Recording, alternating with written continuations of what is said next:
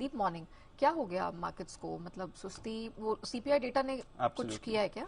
बड़ा ट्रिगर था और फाइनली आ गया।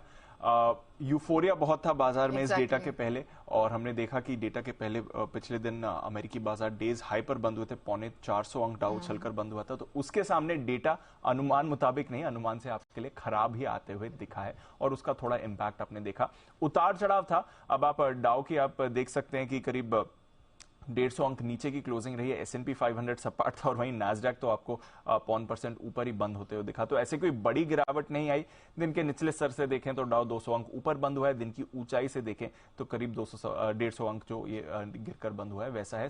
200 अंक ऑलमोस्ट ऊंचाई से अगर आप देखें तो बंद होते दिखा। तो ऐसी कोई बड़ी गिरावट या बड़ा रिएक्शन नहीं था। बट हाँ, बाजार में पॉजिटिविटी बहुत थी इस डेटा से पहले, वो पॉजिटिविटी आपको थोड़ी जाती हुई दिखी। अब डेटा कैसा रहा है? 6.4% की आपकी महंगाई आई है जनवरी में, 6.5% से घटकर। तो वैसे अगर आप देखेंगे तो लगातार गिरने का जो एक ट्रेंड था वो अभी भी बरकरार है, गिर ही रही है पिछले 1.5 साल से महंगाई, तो उस पर तो कोई इंपैक्ट नहीं रहा है।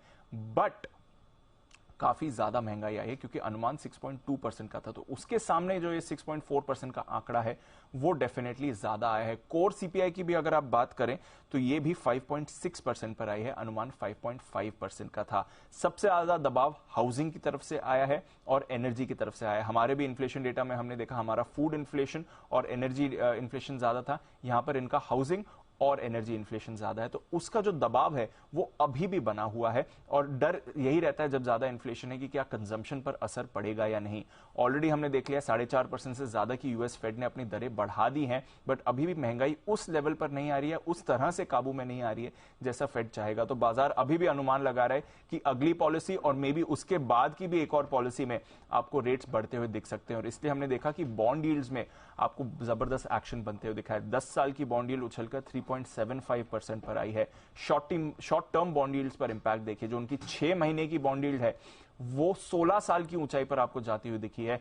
2 साल की बॉन्ड यील्ड भी 3 महीने की ऊंचाई पर इस समय ट्रेड करी। तो बाजार तैयार हो रहा है कि फेड अभी अपना रेट बढ़ाने की प्रक्रिया बंद नहीं करेगी, जिस तरह से इन्फ्लेशन का डेटा आपके सामने आते हुए दिख रहा है। एक तरह से अच्छी भी बात है कि स्ट्रेंथ दिखा रही है इकोनॉमी। इतनी सारी रेट हाइक्स के बावजूद आप देख रहे हैं कि इन्फ्लेशन अभी भी बढ़ा हुआ है, बट उसके सामने आप ये भी देख रहे हैं कि कंसर्न है कि आगे रेट्स और बढ़ सकते हैं।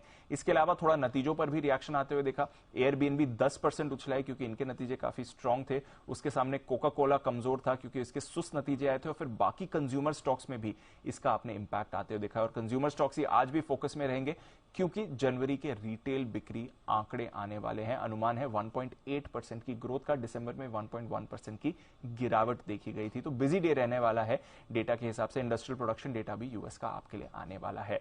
यूरोप एकदम सपाट था, कुछ बड़ा एक्शन वहां पर भी नहीं हुआ। कमोडिटीज भी एक बहुत ही सीमित दायरे में लगातार इस हफ्ते ट्रेड करती हुई दिख रही है, तो वहां पर भी कुछ एक्शन नहीं है। डॉलर इंडेक्स अभी भी 103 के ऊपर कायम है। थोड़ा देखिएगा इस इन्फ्लेशन डेटा का रिएक्शन और आगे डॉलर पर आपको आते हुए दिख सकता है। कच्चा तेल 1% फिसला है। अनुमान है कि अमेरिका में रिकॉर्ड भंडार होने वाले हैं, बट उसके सामने ओपेक ने 2023 के लिए ऑयल खपत का अनुमान बढ़ाया है, तो इसका भी आपको थोड़ा इंपैक्ट आते हुए दिख सकता है। Otherwise gold, base metals, agree commodity सुस्ती है, कुछ ज्यादा बड़ा एक्शन नहीं है। बट हाँ, इन्फ्लेशन वैसे तो गिरा है बट अनुमान से ज्यादा आते हुए दिखा है, तो ये एक कंसर्न है जिस पर बाजार की नजर बनी रहेगी। ओके, चलिए हम देखते हैं कि अब ये जो असमंजस है इसमें हमारे मार्केट्स आज किस तरह से इस डेटा को कंसिडर करते हैं और रिएक्ट करते हैं। थैंक यू दीप, वो पूरी डिटेल दर्शकों के सामने रखने